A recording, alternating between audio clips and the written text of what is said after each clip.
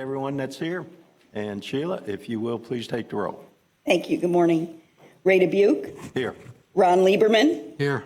Mario Ficella. Here. Preston Leifried. Ken Lawson. Here. Natasha Bastian. Rainier Diaz de la Portilla. Latasha Green Cobb. Present. Barney Smith. Thank you. All right, thank you. Before we get into the minutes, Trey has a couple of announcements he'd like to make. Thank you, Mr. Chairman. Good morning to everybody. Good morning, members.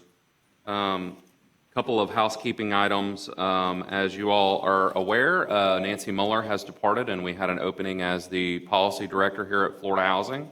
And I'm very pleased to announce that Bill Aldinger has agreed, and he is going to be our new policy director here at Florida Housing. So, Bill, will you please stand up?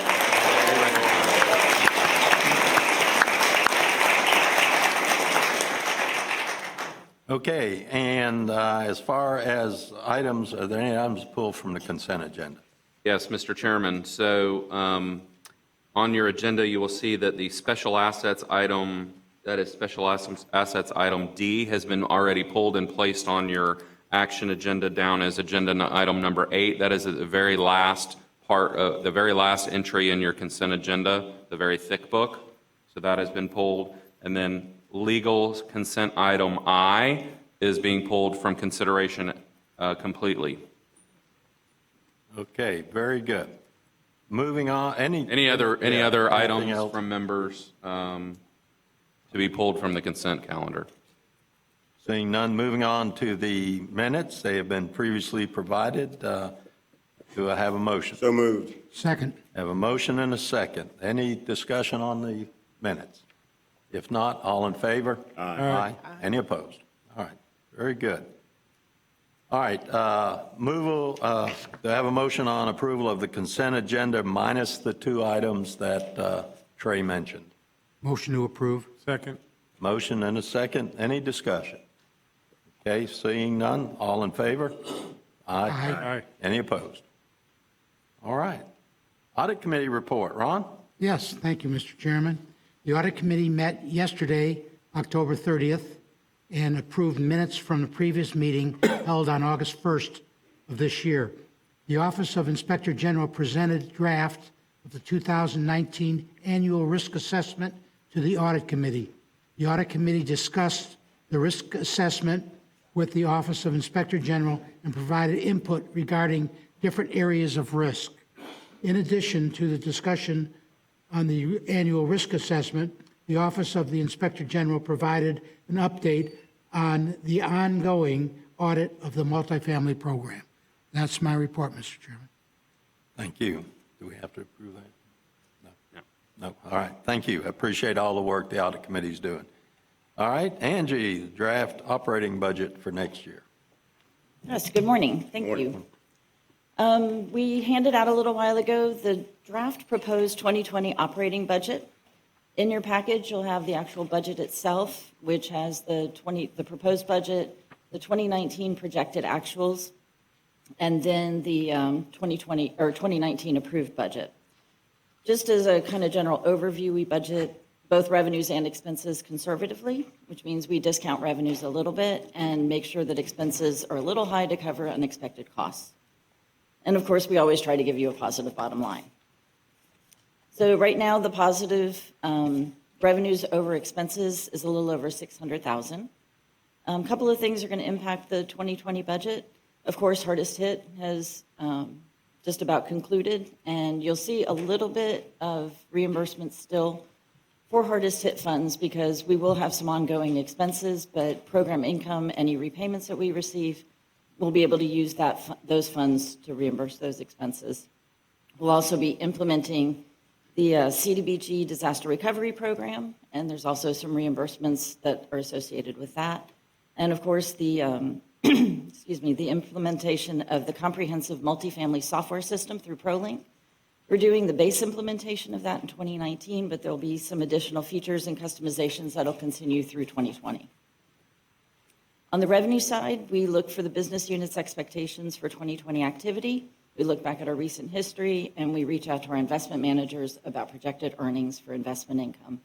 And then we make some adjustments to make sure we cover any market conditions or any unexpected things that'll happen.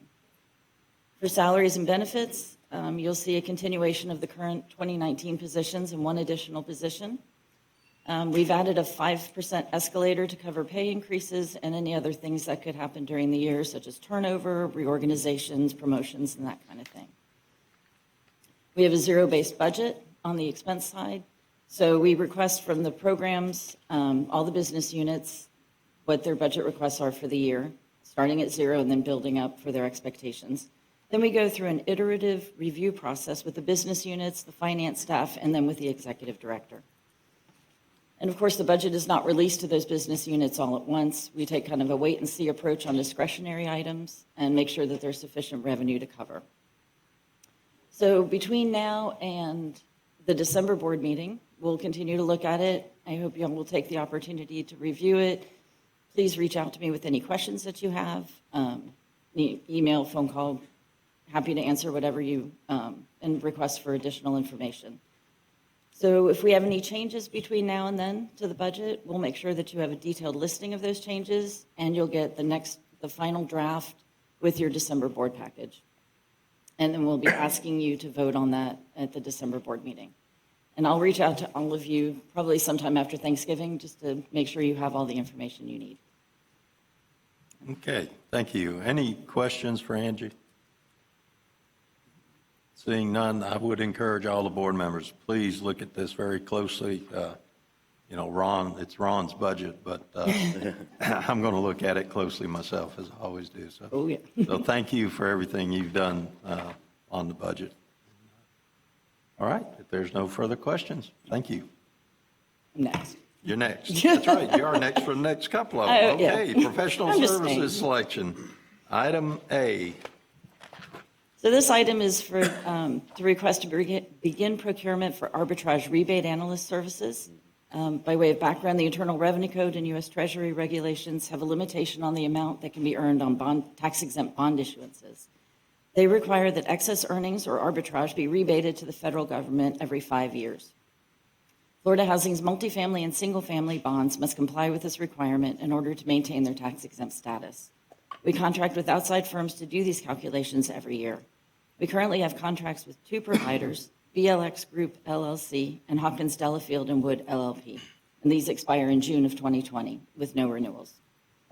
Staff believes it is in the best interest of Florida Housing to continue to retain arbitrage rebate analysts and recommends that the board direct staff to begin the competitive solicitation process to select one or more service providers. Okay, do I have a motion? Motion to approve staff recommendation? Second. Motion and second. Any discussion from the board? Seeing none, all in favor? Aye. Aye. Any opposed? Okay, thank you. Next one, item B. Okay, this next item is also to begin a competitive solicitation, but this time for single-family cash flow services provider. This would allow us to contract with an outside professional to run consolidated cash flows for our single-family bond indentures as required by the bond documents. Florida Housing issues bonds out of 2 master indentures, both rated AAA by Moody's. Rating agencies issue these ratings based on creditworthiness of the individual bond issues and the master indentures overall. They review the individual and consolidated cash flows to make these determinations. RBC Capital Markets LLC currently performs cash flows for both master indentures, and their contract is set to expire in September of 2020. Staff recommends that the board direct staff to begin the competitive solicitation process for single-family cash flow provider services. Okay, do I have a motion? So moved. Second. And a second. Any discussion? I just have a general question. At what point in time do you target to select? Honestly, With the contract it'll be expiring sometime, in we'll probably start the solicitation probably sometime in the spring or, kind of beginning of the year. And we'll select for the next couple of months after that. So there's like a few month cushion between. There is a little bit of cushion on this one. Okay. But we want to make sure we have it in place with Sure. plenty of time in case there's a transition. Okay, thank you. Any other questions? Seeing none, all in favor? Aye. Any opposed? All right, Hugh, are you doing the next one? Sure you don't want to handle it, Angie? I'll be back. Okay, yeah. Give her a break. Good morning. Item C before you today is a request from staff for the board to authorize rule development for Chapter 6749 Florida Administrative Code. That is our rule governing the procurement of commodities and contractual services. We don't have a draft at this point. We're just asking you to give us permission to start working on one, and we have started working on one that will be presented to you at a later date should you authorize this morning. Okay, thank you. Do I have a motion? So moved. Okay. Second. We have a second. Everybody jumps on the easy one. Oh, yeah. Okay, there's no questions or discussion. All in favor? Aye. Any opposed? All right. Thank you. Bill, you're in the hot seat. All right.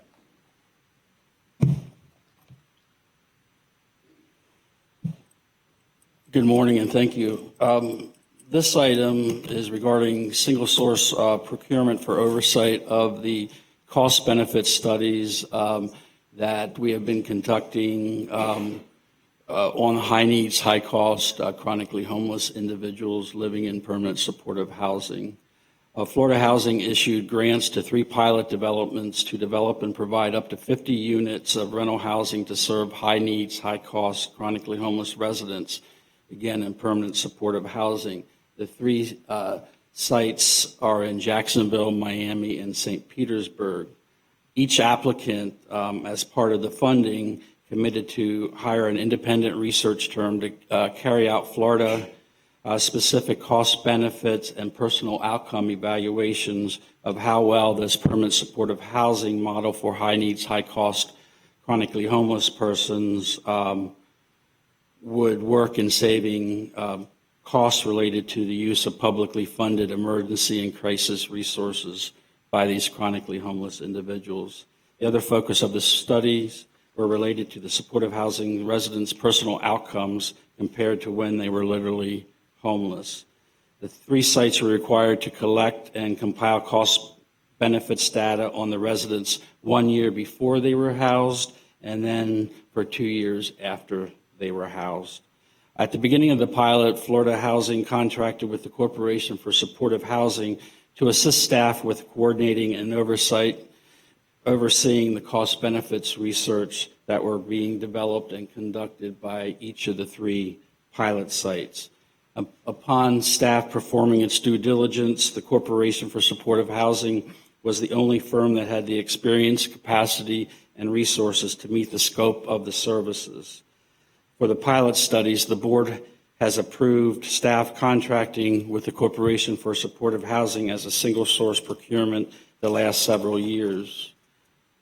Presently, the pilot will be moving into its last year of implementation. The Jacksonville pilot by Ability Housing has completed their study, and the Miami and St. Petersburg sites are working to complete their both of their 2-year post-housing studies by early fall of 2020. At that time, staff will work to produce a findings and conclusions document detailing not only the findings, but also the best practices that were found across the 3 sites, as well as those unique to each particular site. Staff believes that this is in the best interest of Florida Housing to continue with these services and proceed with a new 1-year contract for 2020. As I said, this would be the last. And staff request authorization to enter into negotiations for a single source contract with the Corporation for Supportive Housing for this purpose.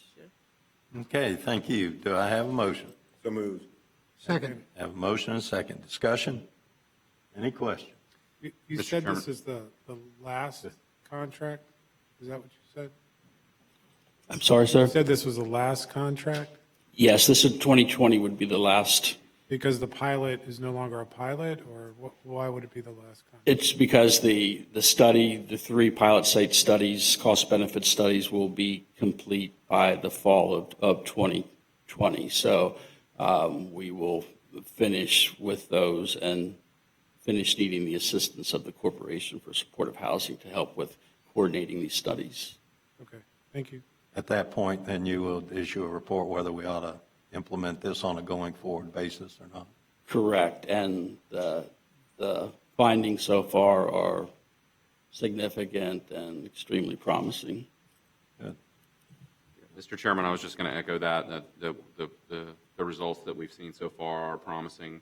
They've been helpful in our meetings with legislators to show that there are other areas of the state budget that could be helped by funding housing properly. Great. Bill, they put you in the hot spot because they know I hate single source contracts. Yes. They sacrificed you on this one, They but did. that's all right. I understand this one. I've asked that question for the previous 2 years, so. I'm glad this one had a history. Yes. Okay. We have a motion. Is there any further questions or discussion?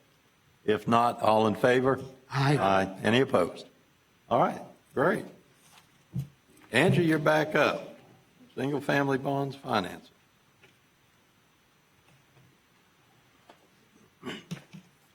Okay, this item is to authorize Florida Housing to sell single-family bonds in 2020.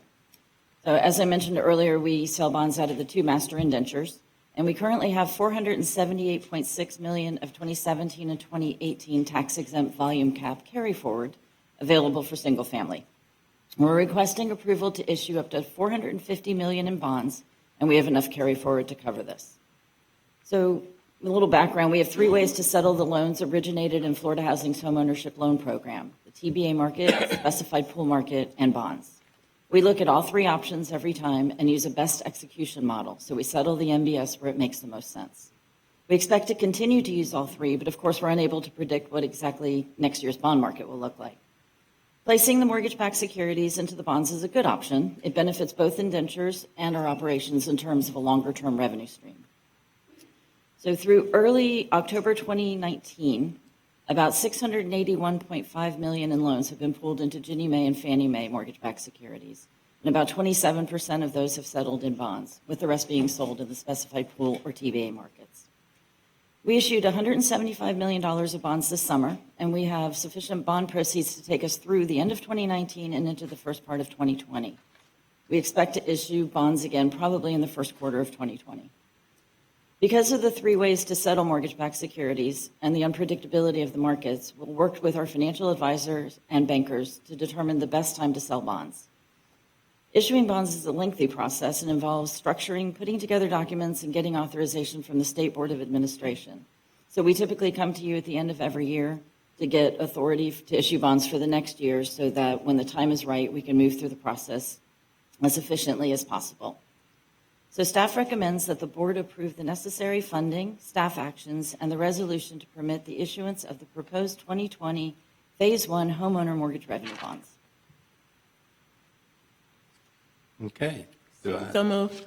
Second. have a motion and a second? Discussion? No questions? All right. All in favor? Aye. Aye. Any opposed? Thank you. Thank you. All right, Laura, on special assets, this is one that was pulled from the consent agenda, that was in your consent agenda package. Good morning. Good morning. Good morning. So this is a request to extend the term of a pre-development loan program loan. And to refresh your memories, the PLP program was established in '92. It was initially funded through documentary stamp tax proceeds that are distributed to the State Housing Trust Fund. Since 2004, PLP has operated as a self-sustaining, about a $4 million revolving fund without additional allocations from the trust funds. The program was conceived and set up to help new and emerging not-for-profit housing agent organizations get started with upfront costs. Since many of the applicants have limited experience or capital necessary to begin the process of developing affordable housing, the program provides two key elements: the financing of pre-development activities and the technical expertise to build the organizational capacity to develop housing or assist organizations to find experienced development partners. As a result of the program's mission to help startups, the PLP program carries higher risks than other Florida housing programs that require developer experience in order to get funding. And for your information, staff will provide a PLP overview and portfolio status report in the information section of your December board packages. So the PLP loan request we have today is for Cypress Senior Village, a proposed 50-unit elderly development in DeSoto County. $350,000 in PLP funds were awarded, and the loan closed in September 2006. It initially matured in 2009. 3 extensions were approved, resulting in December 31, 2018 maturity date. The borrower has requested approval to extend the PLP loan to December 31st, 2021. And I believe the borrower is here, if you have any questions you'd like to ask. Okay. Do you want I the have a motion? recommendation? Do you want the recommendation before you Go ahead. Okay, so staff's recommendation is to approve the extension of the PLP loan term and direct staff to proceed with the loan document modification activities as needed. Okay, thank you. A little ahead of myself on this. Thank you. Thank you. Do I have a motion? So moved. Second. I have a motion and a second. Any questions from the board before I make my comments? Okay. I'm the one that requested this to be pulled, and thank you, Representative. I'll let you identify yourself and your organization in just a second. One of the issues I have on the thing is this was awarded in 2006. We're talking 13 years ago. This thing has been dragging on for 13 years. I've got, and it's not much money when, in relatively speaking, compared to what we deal with all the time. But also we have $4.1 million outstanding in PLP loans from what I was told yesterday. So when it starts getting cumulative, it starts to add up to some serious money. To me, $325,000 serious money, but in the realm of things we deal with, it's not.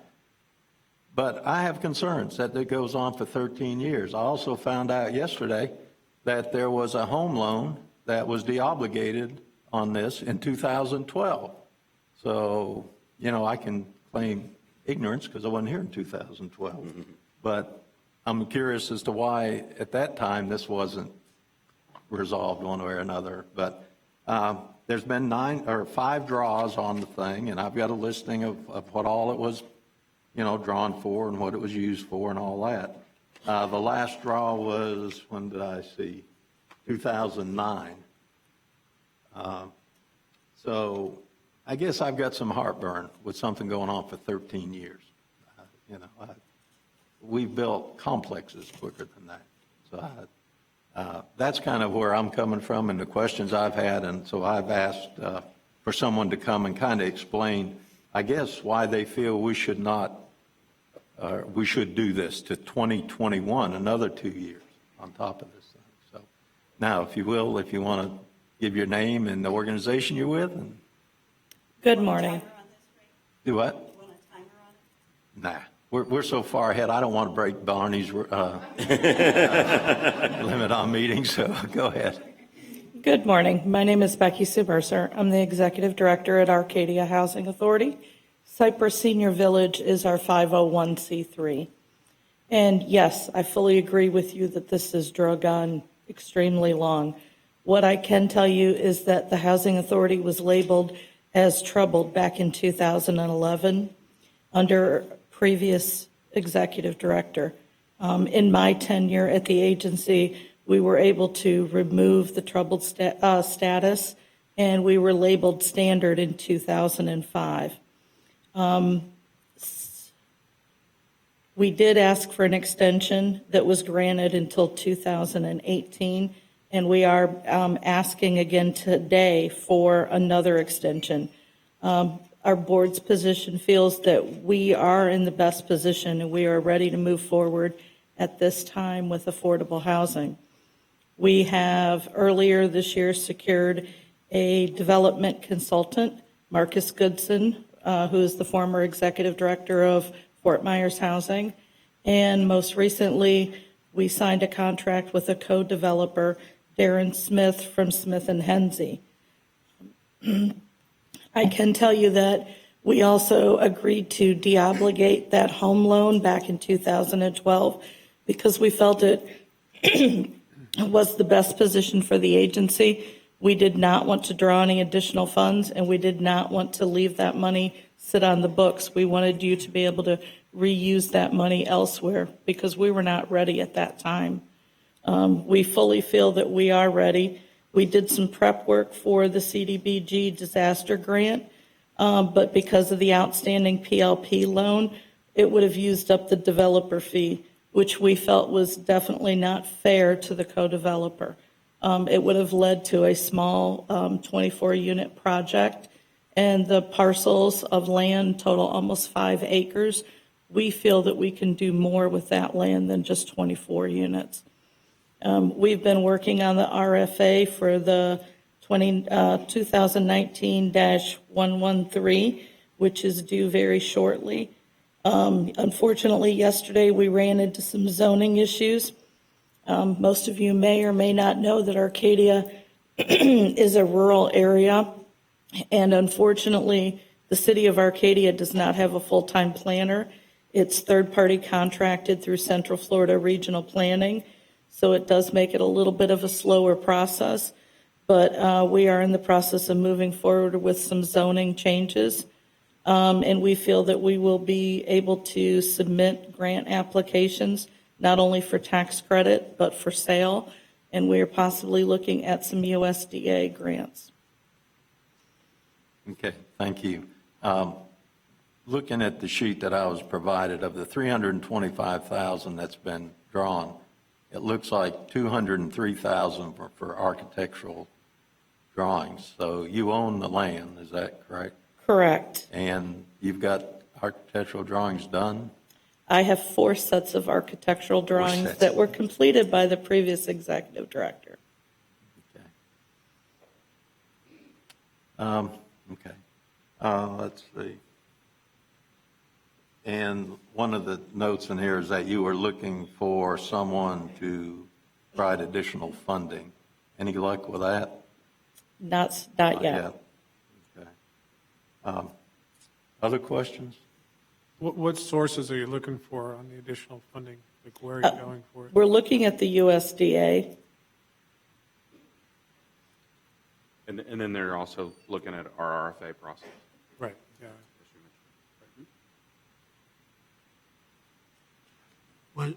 Was any of that 325,000 used to purchase the land, or you already owned the land?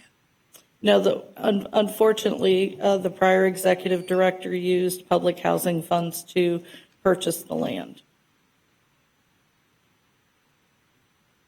There were quite a few issues that occurred, which ultimately led to HUD's troubled status. Could you meet this additional deadline?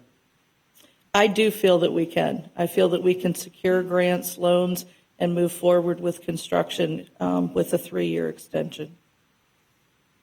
3 years from 2018, 3 years from 2019. 2019. 18. It matured in 2018. Okay. so it's- Yeah, 2021 is what you're asking for, which I also wonder why it's 2 more years versus 1 more year. But just giving yourself some padding, or? Believe me, I had nothing against you or the development or DeSoto County. It's a lovely county, but I just got some heartburn with 13 years. I'm sorry. Okay, other questions? Chair, I do have a question. I'd like to know from staff why you recommend the extension. What was your rationale? Well, we have experience with some of her team that she's put together before, and they have been successful. So quite honestly, it's charge it off now or charge it off in 2021. So we might get housing out of it, or we might have the same result. I'm not sure I'll be here in 2021 to argue the case when it comes up again, but I may be in the audience to argue it. So. Anyways, all right, any other discussions? The co-developer, the experience of and I'm sorry, I'm looking at special assets item A in my book, but it doesn't match what's saying. Yeah, I'm sorry, this is Item the E. special item, consent item at the very back of your very, very thick book. Yeah, the big thing. That was pulled, so you'll need. Item D. Yeah, the very last item in your thick book. is where this item is. Okay. Consent, yeah, special Okay, asset. yep, let's see it. May I ask a question? I'm sorry. Go ahead. If we approve this, is anyone going to have a follow-up in 2020? Although we've approved 2021, what if for 2020 there's been progress? I'm sorry, I had difficulty hearing that. I'm sorry. I just wonder if we do approve this, is it possible to get some follow-up, in between now and 2021? Maybe Sure. 2020 have, reports, see if there's some movement. Sure, we can do progress reports. Okay, thank you. And is that a progress report you'd like to see in the board package? I would. Okay. Good idea. Great. Okay, anything else? Is it possible for us to do the progress report and make it contingent? Do our current motion wherein it's contingent upon progress being had in 2020?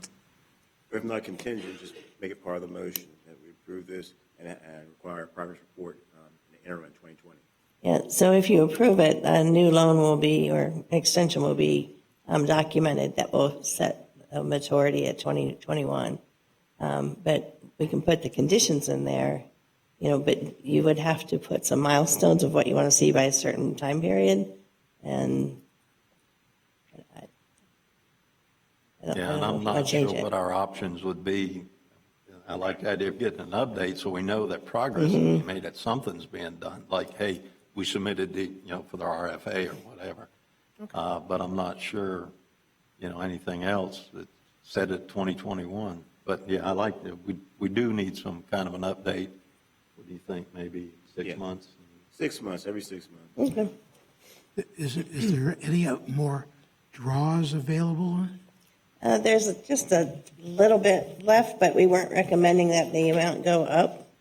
They had $325,117.63 drawn, and the loan amount is $350,000. So we were just going to extend the amount that they've already taken. Okay, so basically what I see is our liability is the money, and we could charge it off today, or we wait and hope that they do something and maybe we'll get our money back. Is that what I'm? Get your money back, but we also get affordable housing, and When we get their mission is to provide it, so Correct. Okay. it could be a win-win. And if we write it off today, though, it would probably impair their ability to get additional funding. So. Definitely from us, it would. What's the total cost of the project, like in terms of what are you trying to source to get the project built? Under my predecessor, under the Cypress Senior Village, it was $4.5 million. And that is 50 units, or I heard you say 20? It was 50 senior units. And it's still 50. We're looking, what our goal is we're looking at 52 family affordable units. Okay. All right. Any other questions? We have a motion to approve this request. All in favor? Aye. Any opposed? Aye. So, Sheila, you need to take the roll for our internal auditor. I don't know. There's only one name. Ray Dubuque, No. Ron Lieberman, Yes. Mario Ficella, Yes. Ken Lawson, Yes. Latasha Green Cobb, No. Okay, pass it. And thank you, and I wish you the best of luck. I really do. It was nothing about that. You just happened to be the one that caught my eye when I looked at the package, so Perfectly fine. thank you. Thank you. Thank you, and good luck. I hope it works out. Thank you. Thank you. All right, strategic planning process.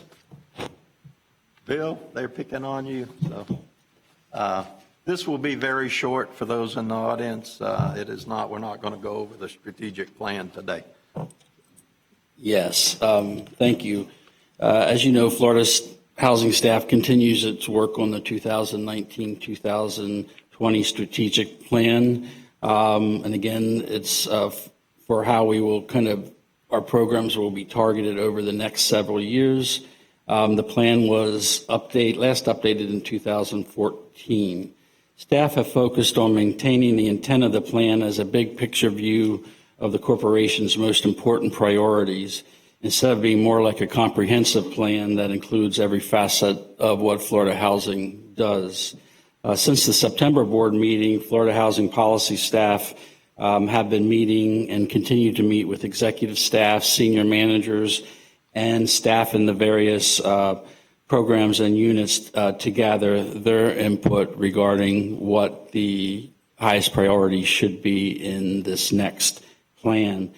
We have also been soliciting public input through various venues, including public notices and announcements, talking about the plan at various stakeholder meetings and conferences over the last several months, and also receiving submitted written comments that we posted on Florida Housing's website. Included in your board package were copies of the 7 written comments received by the time that this board package was issued. I believe that we have just yesterday received one more written comment. Today is, our hope is to solicit additional public comments at this meeting. And the objective is to have a first draft available by Thanksgiving for board and public review. That will, of course, depend on additional comments and feedback. Okay, thank you, Bill. Yes, I've asked staff to actually have this ready for a vote at our December meeting.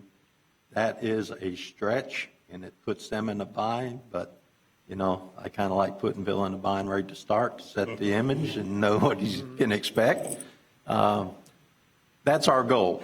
Realistically, I think it can happen.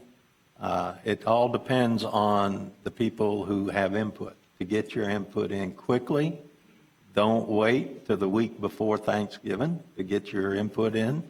We're going to start getting into those holiday seasons. People are going to be gone. So we really need your input. If you have input to put into it, constructive input, that'll help us come up with a plan for the next 5 years. And also understanding that a strategic plan can be modified as we get into it. If there's, the economic conditions change, our strategic plan may need to change. So I won't say it's a fluid document, but it's also not one set in stone.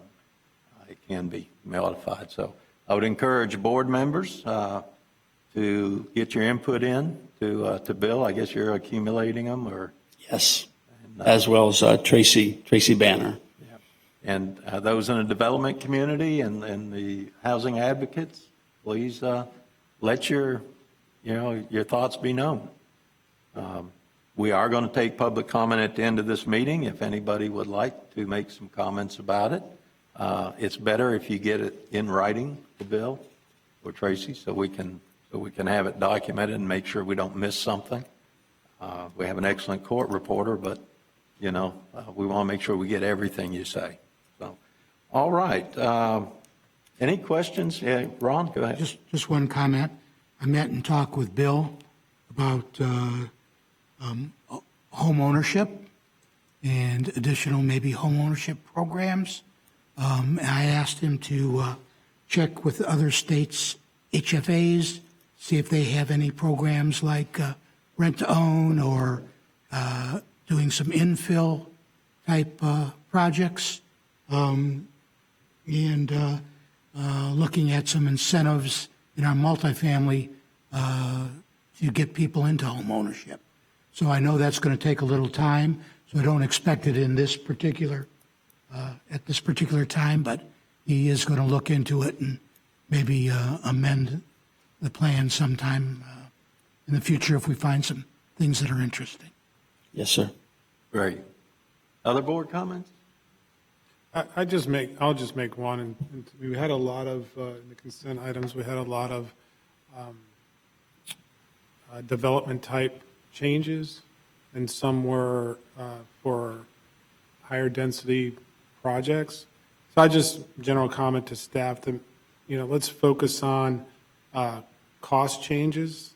If especially like I saw one where it goes a mid-rise to high-rise, there's different construction costs for different types of projects. And So just a comment to note that. Thank you. Hey, Latasha, do you have? No? Okay, thank you. All right, any other comments? All right. Thank you, Bill. Look forward to seeing the product. All right, we're now moving into public comment. If you would like to make a comment about any item, please come to the podium over here, I guess, and state your name and what organization you're with. All right, great. Hi, I'm Shannon Asworth. I'm the president of Ability Housing, but I'm here as a board member for the Florida Supportive Housing Coalition to provide comments on the strategic plan. First and foremost, we thank you very much for all of your efforts in this place. I do want to reiterate the pilots that you guys are doing are really having an impact on public policy. As Trey mentioned, when we meet with legislators, the findings that these reports are having on the impacts on other systems in our state are very important to legislators, and it is helping with advocacy for the trust funds and affordable housing overall. With that being said, I want to hope as you use the current strategic plan as your foundation that you continue to focus on priority 3, which is housing for homeless and special needs households. We appreciate all of the work that has gone on so far, and I will provide comments in writing so you don't have to jot notes. But continuing work on reducing barriers is really important. Having been a member of the Affordable Housing Task Force, we received a lot of comments across the state about challenges people had accessing the housing because of background issues and the like. So working on reducing the barriers so more households can access the housing will really help, especially from an advocacy standpoint. Continuing to work on focusing on ELI and homeless and special needs units is incredibly important. The need is great, and right now the entire portfolio of Florida Housing, less than 4% of the units are set aside for homeless and special needs, yet 21% of the need is for these households. So we really need to focus on how we're going to increase production. I know there are changes considered to the sale program, and you're piloting something. I'm not sure if it's a pilot or not, but you're rolling out something in the upcoming RFA for sale. And we support trying to create more ways to leverage resources and create more units. But as you're doing that, we ask that you look at what the outcome for ELI and link units are, as well as in future what loss of units might be because of shorter affordability periods. It's a hard balancing act, and we recognize that. But as we're doing these changes, we want to make sure that nonprofits still have the ability to access these resources and that housing for ELI, special needs, and homeless are always a focus of our efforts. I'll provide more comments in writing, but thank you very much. Thank you. Okay, anyone else? Any board comments, anything for the good of the order? Meeting adjourned. 9:14, closed. I don't know if we made it.